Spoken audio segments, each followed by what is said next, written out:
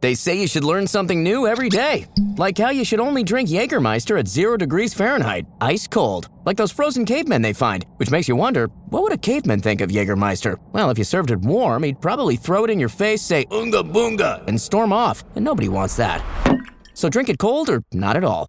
Jägermeister. Damn, that's cold. Drink responsibly. Jägermeister liqueur, 35% alcohol by volume, imported by Mast Jägermeister, U.S., White Plains, New York. During Lowe's Pro Savings Days, the job works in your favor. My Lowe's Pro Rewards members buy more and save more on materials they rely on every day. Get up to 25% off select molding when you spend $1,000 or more, and up to 25% off Pergo Evercraft laminate flooring. Put Pro Savings Days to work for you. Members get more at Lowe's. Valid through 3/27. Selection varies by location. While supplies last. Loyalty program subject to terms and conditions. Visit the Pro Desk or Lowes.com/terms for more details. Subject to change. Salut à toutes, salut à tous. Troisième étape du Tour de Catalogne. Et aujourd'hui, probablement, encore une fois, un sprint semi-massif à l'arrivée, à moins que ce soit le jour où les baroudeurs arriveront à aller s'imposer, à résister au retour du peloton, parce que c'est quand même pas facile aujourd'hui, et notamment dans le début d'étape. Lors des 2 dernières étapes, c'était plutôt la fin qui était difficile. Et là, c'est plutôt le début, avec l'Alte de la Moussera, 10 km à 6% de moyenne quand même, un col de première catégorie à franchir dès le début d'étape, qui s'enchaînera assez rapidement avec le col de Capafons, 4 km à 4,7%. Ensuite, on aura une redescente avec 2-3 petits murs à franchir. La dernière difficulté, le col Roig, 6 km à 4,4%, est situé à 45 km de l'arrivée. Et après celui-ci, ce sera que de la descente et du plat jusqu'au final. Un final qui ne sera pas en faux plat montant comme les 2 premières étapes.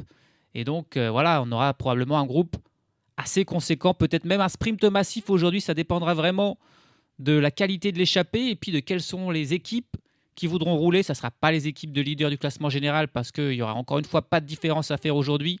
Pour les leaders, est-ce que ça sera encore l'Ineos Grenadier de Dorian Godon ou la NSN Cycling Team? La NSN, pour l'instant, c'est très compliqué parce que c'est l'équipe qui a le plus travaillé depuis le début de ce Tour de Catalogne avec la Ineos pour revenir sur les échappées. Et ils ne sont même pas allés chercher un top 10 sur aucune des une étapes. Pour l'instant, Ethan Vernon, très décevant. Ce sera aujourd'hui qu'il va se rattraper. On a aussi Brady Gilmore, on a aussi Jake Stewart. C'est des coureurs qui doivent absolument se montrer aujourd'hui parce que les prochaines étapes, ils n'ont pas de grimpeurs à la NSN. Donc c'est un peu l'étape ou jamais pour cette équipe. Donc voilà, en fonction de quelles sont les équipes qui travaillent, de la qualité de l'échappée, on aura un match tendu ou non, on verra ça entre le peloton et les hommes à l'avant. Chute de Bellocchi juste devant Armstrong qui est parti dans le terrain. Et attaque de Pierre Roland. Voilà ce que nous disons depuis le début de ce Tour de France. Une chute terrible. Christopher Froome à pied. Mais quelle image du Tour. On n'a jamais vu ça. 100% cyclisme, le podcast du vélo en direct. Ça va Marion? Désolé. Et c'est parti, le kilomètre zéro, encore une fois sous le soleil. Il fait beau depuis le début de ce Tour de Catalogne. On passe des paysages assez incroyables. À noter aujourd'hui un non partant et c'était un petit peu quasiment un des favoris en fait du jour. Guillermo Thomas Silva, l'Uruguayen de l'XDI Astana Team qui faisait un excellent Tour de Catalogne. 4e dans la première étape, 6e hier. Assez étonnant de le voir abandonner aujourd'hui, de ne pas prendre le départ parce qu'au vu de la start list très faible d'un point de vue des sprinteurs, il se posait comme un éventuel, peut-être pas favori, mais gros outsider. Il ne sera pas là pour l'XDC Astana Team dans le final. Alors que là, on a déjà eu une attaque avec un groupe qui est parti dès le kilomètre 0. On retrouve, mesdames et messieurs, Baptiste Weistrofer et de 3 sur 3 pour Weistrofer et son maillot de meilleur grimpeur là, qui est reparti dans ce groupe de 6 coureurs qui s'envolent littéralement dès le début. Personne qui ne les poursuit. Il a encore un équipier pour la Lotto Intermarché. Cette fois-ci, c'est le Néo-Zélandais Robin Thompson. Décidément, la Lotto, c'est un peu l'équipe de ce début de Tour de Catalogne. Mais on a encore aussi des coureurs, des petites équipes espagnoles qui sont là. À chaque fois, ils en posent un coureur. Aujourd'hui, c'est encore Diego Uriarte qui est là pour l'équipe Ocam Pharma. On a aussi Iago Aguirre pour l'Euskaltel Euskadi. On retrouve Josh Burnett pour la Burgos-Bourg-Pellet. Lui, il était là lors de la première étape aussi déjà dans l'échappée. Et puis, on a un coureur aussi pour la Modern Adventure Pro Cycling. C'est Mark Stewart. Et c'est la Cararoual qui aujourd'hui manque à l'appel. Sinon, elles font la course, ces équipes invitées, en plus de la Lotto Intermarché. Donc ça c'est bien. Alors problème pour ces équipes invitées, c'est qu'il y a Baptiste Weishofer avec eux et que Weishofer il prend tout. Depuis le début il est passé en tête de tous les sprints intermédiaires et de tous les sommets.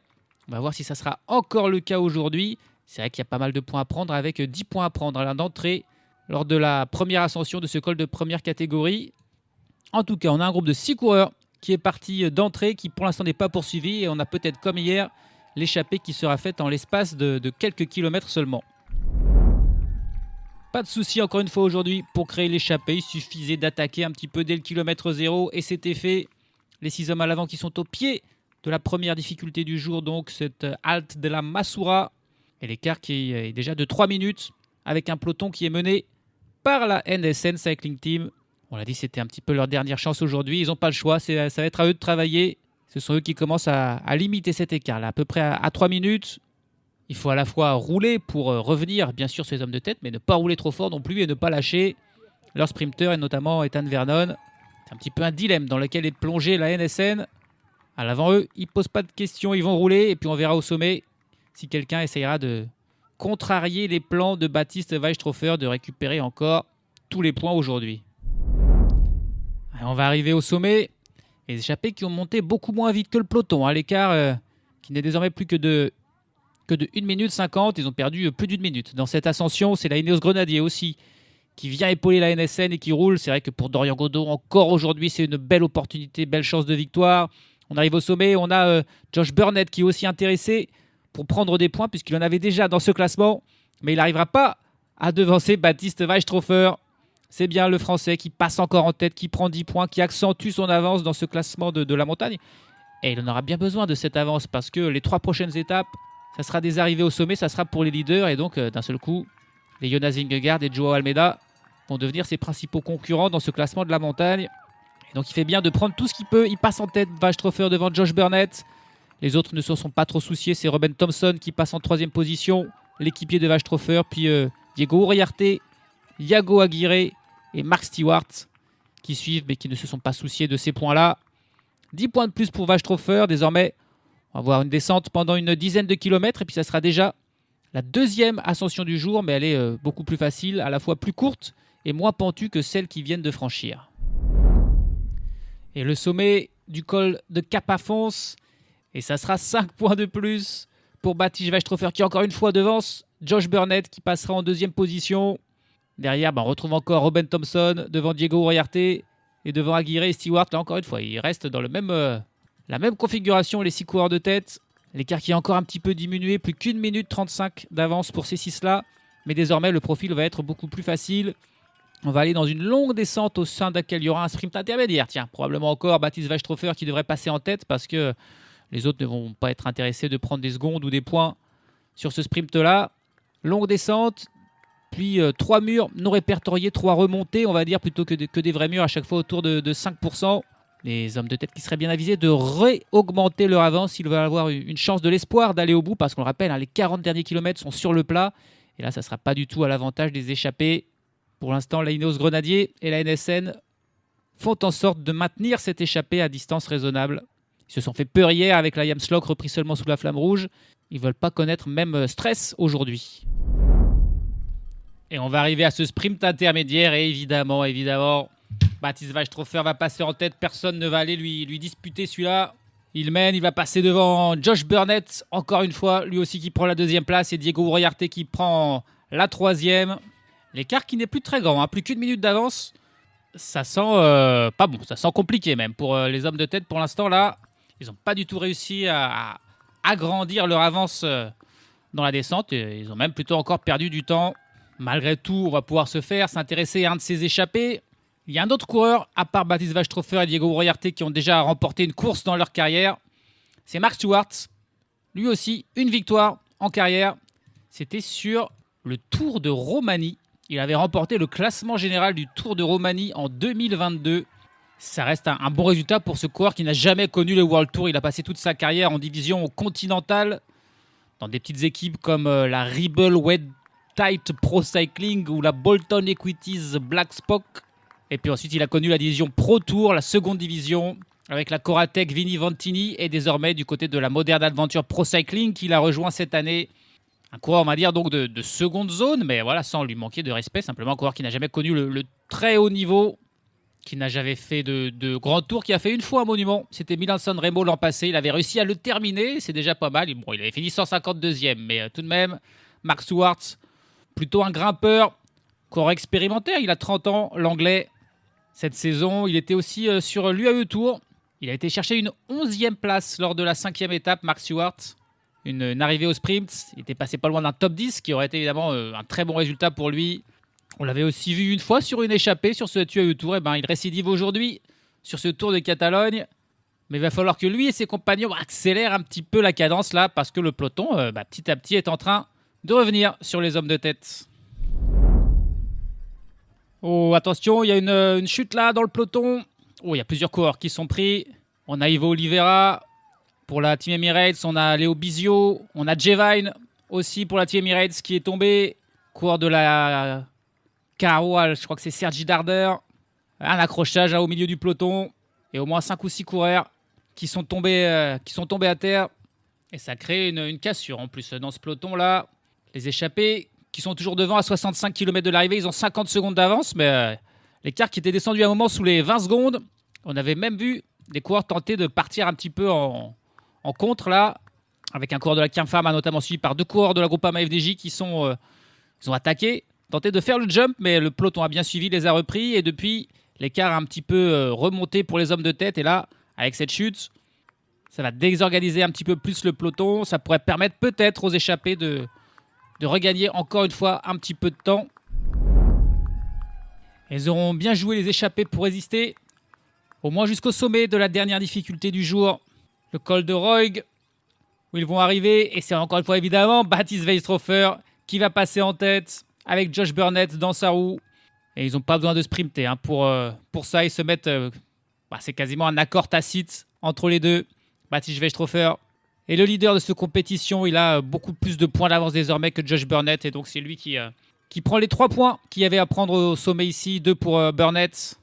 Et derrière, le peloton qui roule fort. Il a été mené par la Visma Lease Bike dans cette ascension. Et là, c'est la Red Bull Bora Hansgrohe qui a pris les choses en main pour mener désormais dans la descente. 30 secondes d'écart entre les 6 échappés qui sont toujours ensemble et le peloton. Et attention, parce qu'on annonce du vent assez fort dans ce final. Ça va être des routes donc en descente puis ensuite plat. Il y aura forcément peut-être un peu d'action et de risque de cassure de bordure. C'est pour ça aussi que les équipes de leaders travaillent à l'avant pour être le mieux placées possible et éviter d'être pris dans une cassure. Et puis il y aura aussi un sprint intermédiaire encore qui aura lieu à environ une dizaine de kilomètres de l'arrivée. On verra s'il aura une influence quelconque sur la course ou non. Ce qui aura par contre une influence sur la course, c'est un abandon, celui de Jevine, pris dans la chute tout à l'heure. Il a immédiatement abandonné, Jevine, l'Australien. Ça, c'est évidemment un soutien de poids en moins pour Joao Almeida et une mauvaise nouvelle pour la Team Emirates, qui décidément, cette saison n'est pas vernie d'un point de vue chute et abandon et blessure, parce que il les accumule tout simplement depuis le début de l'année. 31 km de l'arrivée et les échappés qui vont être repris à cause d'un énorme travail de la Red Bull Bora Hansgrohe, l'équipe de Florian Lipovitz et de Remco Evenepoel, qui durcit le ton, et pas qu'un peu là. Pas qu'un peu, désormais qu'on est sur le plat, en vallée. Il roule fort, et il y a même des cassures qui se font dans le peloton. Des coureurs ont été surpris, alors pas la Visma Lease qui est toujours extrêmement bien placée, qui est elle aussi aux avant-postes juste derrière la Red Bull Bora Hansgrohe, qui clairement fait comme un chrono par équipe. Ils sont les 7 coureurs aux avant-postes à prendre des relais et à faire mal. Et on a quand même Jonas Vingegaard qui se mêle à eux pour rouler avec eux. Incroyable ce que fait Jonas Vingegaard. Il y a Thomas Pidcock aussi qui est là dans les premières places de ce peloton. Parce que le peloton a vraiment explosé là. On a un groupe de 20-25 coureurs en tête, derrière des coureurs un petit peu intercalés, et un groupe plus important de 50 coureurs qui a été piégé, qui est 10 secondes derrière, et qui est mené plutôt par la Team Emirates, ce qui voudrait dire que Joao Almeida, lui, a été pris. Joao Almeida est dans le mauvais groupe. On voit aussi Ethan Vernon. Ça, c'est pour la victoire d'étape qui est dans ce groupe-là. Mais ils sont plus nombreux que la tête de la course. Il reste encore suffisamment de temps peut-être pour rentrer, mais il faut s'organiser. Parce que là, le vent est vraiment assez fort de côté. Et cet effort de la Red Bull Bora Hansgrohe, qui était pourtant évident, ils ont quand même surpris du monde, puisque le peloton est désormais scindé en deux. Baseball is back, and the first pitch is on Netflix. The New York Yankees, led by 7-time All-Star Aaron Judge, head to the San Francisco Bay to take on Rafael Devers' San Francisco Giants. This season kicks off with one exclusive opening night game. Watch MLB Opening Night, the New York Yankees versus the San Francisco Giants, live on Netflix. Tonight at 8 p.m. Eastern, 5 p.m. Pacific. Protein is now at Starbucks, and it's never tasted so good. You can add protein cold foam to your favorite drink or try one of our new protein lattes or matcha. Try it today at Starbucks. Ah oui, on a carrément une attaque de Remco Evenepoel qui sort de ce groupe de tête. Non mais incroyable, Remco Evenepoel qui sort, et du coup c'est Jonas Vingegaard qui doit réagir et qui va tenter de prendre sa roue. Et qui va réussir à prendre la route de Remco Evenepoel, et les deux coureurs là qui s'échappent un petit peu. Improbable sur une étape comme ça qui se finit sur du plat de voir deux des grands favoris pour le classement général s'envoler comme ça. Mais voilà, l'effort de Remco suivi par Jonas Vingegaard et les autres n'ont pas suivi, et ces deux coureurs qui sont en train de partir. Qui sont en train de partir parce que bien sûr c'est ni la Red Bull ni la Visma qui vont forcément rouler derrière dans le groupe de poursuite. Alors ça, on s'y attendait pas. Mais on a bel et bien Evenepoel et Vingegaard en échappé désormais devant. Oh, il est un petit peu énervé là, Remco Evenepoel, parce que Vingegaard ne veut pas lui passer de relais. Oh, il est même très énervé. Il crie, il fait des grands gestes, Remco Evenepoel, pour demander à Vingegaard de prendre des relais. Mais Vingegaard, il voit à plus long terme. Il se dit que la victoire d'étape aujourd'hui, c'est pas forcément son intérêt. Malgré tout, ça y est, il passe quand même un relais, Jonas Vingegaard.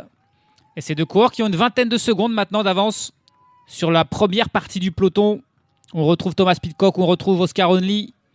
Et derrière, le groupe avec Joao Almeida est pointé un tout petit peu plus loin, mais il est en train de revenir sur ce groupe de 30 à la tête et va très certainement se mettre aussi à travailler de manière un peu plus énergique pour revenir ensuite sur le duo de tête. Il va y avoir un regroupement là dans le peloton, et on va donc avoir un peloton groupé qui va travailler à la poursuite de Evenepoel et de Vingegaard. Et outre la Team Emirates, probablement que les équipes de sprinteurs, peut-être l'Ineos, à la fois pour Oscar Onley et pour la Dorian Godon, vont aussi travailler, peut-être la NSN. Et donc ça normalement devrait faire du monde qui vont contribuer à la poursuite de Evenepoel et de Vingegaard. L'écart n'est que de 20 secondes et il reste encore 22 km. Ils peuvent les ramener. Et les deux hommes de tête qui vont arriver du coup au sprint intermédiaire. Ce sera la première fois que Baptiste Wachthofer ne passera pas en tête d'un de ceux-là. Il y aura 3 et 2 secondes en plus de bonus pour ces deux-là. Je ne suis pas sûr qu'ils vont faire le sprint pour cette petite seconde de différence qu'il y aura entre eux. Parce qu'il y a plus à gagner en maintenant le peloton qui les poursuit à distance. C'est ce qu'ils arrivent à faire pour l'instant. L'écart qui est de 24 secondes. Et il y a beaucoup d'équipes qui collaborent. La Team Emirates, la NSN, l'IF. Ils veulent tous revenir, mais pour l'instant, en face, c'est le meilleur rouleur du monde avec un des meilleurs cyclistes du monde. Et donc, forcément, ça va très vite. Et l'écart qui est stabilisé là, autour de 24-25 secondes. Il reste encore 14 km. Là, il y a du suspense vraiment pour la victoire d'étape. On ne s'attendait pas à ça, à voir Vingegaard en tête avec Remco Evenepoel dans ce final. Et Jonas Vingegaard qui recommence à ne plus passer de relais.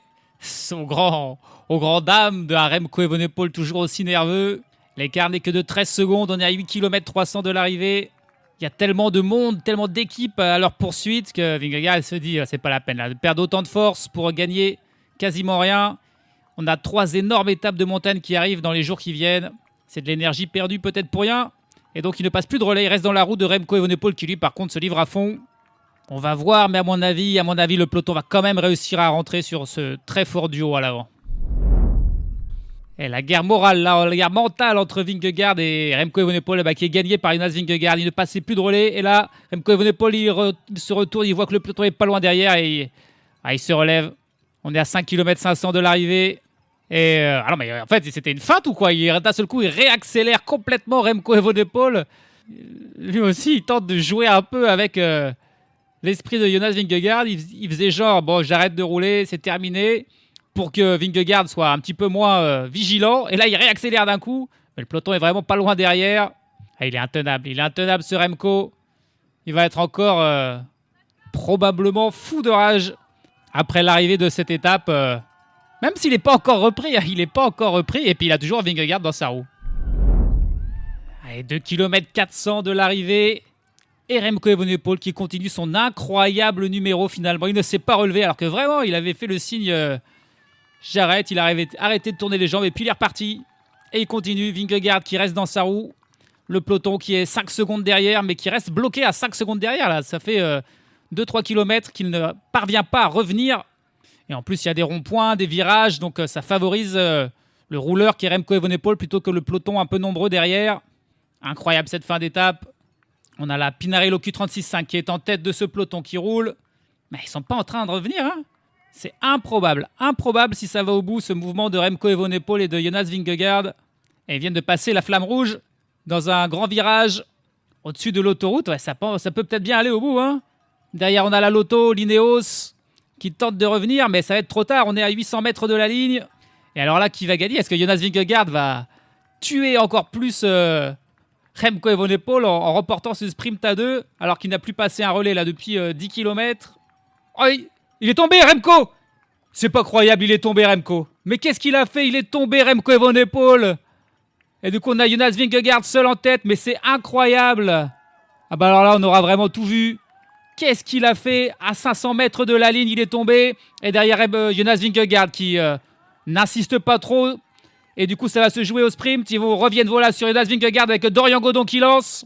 Il a Tom Pidcock, il y a Ethan Vernon dans sa roue. Et pour l'instant, Dorian Godon qui va jusqu'au bout tenir et qui va aller chercher la victoire. Non, mais il s'est passé trop de choses là. Il s'est passé trop de choses. C'est hallucinant, mais c'est bien Dorian Godon qui s'impose. Mais moi, je veux revoir l'image de Remco qui tombe. C'est pas possible. On avait ce plan du haut. Il y avait rien. Il y avait aucun obstacle. Qu'est-ce qu'il a fait, Remco Evenepoel? Ah non, mais incroyable. Il est en plus là, il a le cou dans le sang, alors il est debout. Il perdra pas de temps parce que voilà, c'était dans la zone de sécurité. Bon, il a le visage, le regard noir de Remco Evenepoel. Alors là, c'est terrible. Et évidemment, pas mérité pour lui. Là, il s'est fait mal au coude. Mais qu'est-ce qui s'est passé? C'est pas possible. C'était un rond-point, mais il n'y avait pas de terre-plein, il n'y avait rien. Je sais pas, il a dû glisser. Il a dû glisser en voulant prendre ce rond-point à pleine vitesse. Où il a peut-être un petit peu touché la roue de Vingegaard qui était derrière lui. Lui, Vingegaard, il est passé sans souci. Alors là, c'est vraiment une fin encore plus improbable, à cette fin d'étape improbable. Là, on aura vraiment tout vu. Allez, il remonte dans son vélo. Il faut quand même qu'il a fini la course, quand même, Remco. Il faut qu'il passe la ligne. Ça y est, il est reparti, il va finir. Mais alors là, cette étape qu'on pensait peut-être la moins intéressante, la plus plate...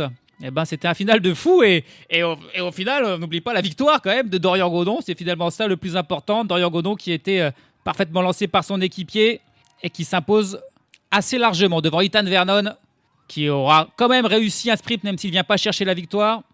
Il y avait Toon Arts pour la Lotto Intermarché, il y avait Noah Hobbs pour l'IF ou Anton Charming pour l'Uno-X qui était aussi là dans ce sprint. Mais ils sont tous finis assez loin du vainqueur Dorian Godon dans ce final d'étape complètement fou, marqué par l'effort incroyable de Remco Evenepoel. Et sincèrement, il serait allé au bout.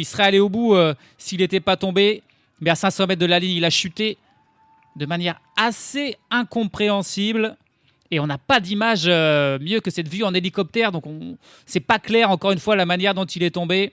D'ailleurs, Vingegaard, lui, qui évite la chute, il se relève un petit peu. Et du coup, le peloton qui peut revenir. Et Dorian Godon qui en profite pour aller chercher la victoire. Hallucinant. Ouh là là là là, quelle fin d'étape assez surréaliste, assez irrationnelle encore une fois. Et encore une fois, c'est Dorian Godon qui en est l'heureux vainqueur. Il remporte sa deuxième victoire d'étape sur ce Tour de Catalogne. Troisième victoire d'un moustachu consécutif sur ce Tour de Catalogne. Bon, demain, Jonas Vingegaard, Joao Almeida, Remco Evenepoel, Oscar Onley. Il n'y en a aucun qui a la moustache. Donc on verra qui sera capable d'aller la chercher. Mais aujourd'hui, c'était pour Godon. 19e victoire dans sa carrière. Déjà une 3e victoire au niveau World Tour cette année pour le champion de France qui a 29 ans et un petit peu dans la plus belle forme de sa carrière. Aujourd'hui, il s'impose facilement. Vraiment, il avait plus d'un vélo d'avance sur Ethan Vernon, le Britannique de la NSN qui prend la 2e place. Noah Hobbs, autre Britannique pour l'IF Education Easy Post qui prend une jolie 3e place devant Toon Arts de la Lotto Intermarché. Anton Charming pour l'Uno-X est 5e. Thomas Pidcock, qui a tenté le coup, prend la 6e place juste devant Noah Isidore, encore une fois bien placé le jeune coureur de la Decathlon, Davide Piganzoli pour la Visma Lease the Bike, Michel Hessmann pour la Movistar et Mark Stewart pour la Modern Adventure Pro Cycling qui prend la 10e place. Ça, c'est quand même étonnant parce que Mark Stewart, il était membre de l'échappée matinale reprise assez tôt. Il a résisté dans le final et puis il est parvenu à faire le sprint, d'aller chercher un top 10. Quelle étape pour Mark Stewart, très beau. Au final, Remco Evenepoel évidemment finit loin, 106e à plus de 2 minutes, mais il terminera dans le même temps que tout le monde. Sa chute, toujours aussi mystérieuse, c'est assez étonnant. Il arrivait donc sur ce rond-point. Qu'est-ce qui s'est passé ? Est-ce qu'il a hésité ? Prendre à droite ou prendre à gauche ? Et du coup, il a un petit peu changé d'avis au dernier moment et peut-être bloqué sa roue ou alors freiné trop fort. Ou peut-être qu'en changeant de direction au dernier moment, il a touché la roue de Jonas Vingegaard qui était derrière lui et ça l'a fait tomber. En tout cas, d'un seul coup, c'est comme si son vélo implosait et il se met à faire un soleil alors qu'il arrive tout droit sur ce rond-point. Juste avant de tourner à droite ou à gauche. Absolument improbable. Comme image, cette chute de Remco Evenepoel qui donc ne gagnera pas l'étape, ne gagnera pas de temps au général et puis même repart avec un coup d'encens. Donc il aura tout perdu dans cette aventure malheureusement pour lui. C'est vraiment dommageable. Du temps de perdu pour quelques coureurs encore. Giulio Ciccone qui perd 1 minute 39. Et puis Derek G. West aussi pour la Lidl Trek qui perd 2,26. Derek G. West, je suis étonné de le voir perdre du temps, on verra. Il ira probablement tenter de chercher des victoires d'étape parce que c'est normalement un des favoris pour le classement général. Ivo Oliveira pour la Team Emirates qui a été pris dans une lourde chute, termine dernier à 12 minutes et 11 secondes. Mais au moins, il n'a pas abandonné comme son collègue Jevine. Alors que Guillermo Thomas Silva, tout comme Harm Van Hoeke et Danny van der Toek, eux n'ont pas pris le départ aujourd'hui et ont donc abandonné avant même le début de cette folle 3e étape. Au classement général, Dorian Godon évidemment, leader devant Remco Evenepoel qui est désormais 2e à 11 secondes parce que Magnus Cort n'était plus là dans le final et donc perd sa 2e place. Thomas Pidcock est 3e à 16 secondes. Jonas Vingegaard qui a pris 2 petites secondes de bonification au sprint intermédiaire et 4e devant Brandon McNulty qui lui en a pris une car il menait le peloton à la poursuite de Remco Evenepoel et de Vingegaard.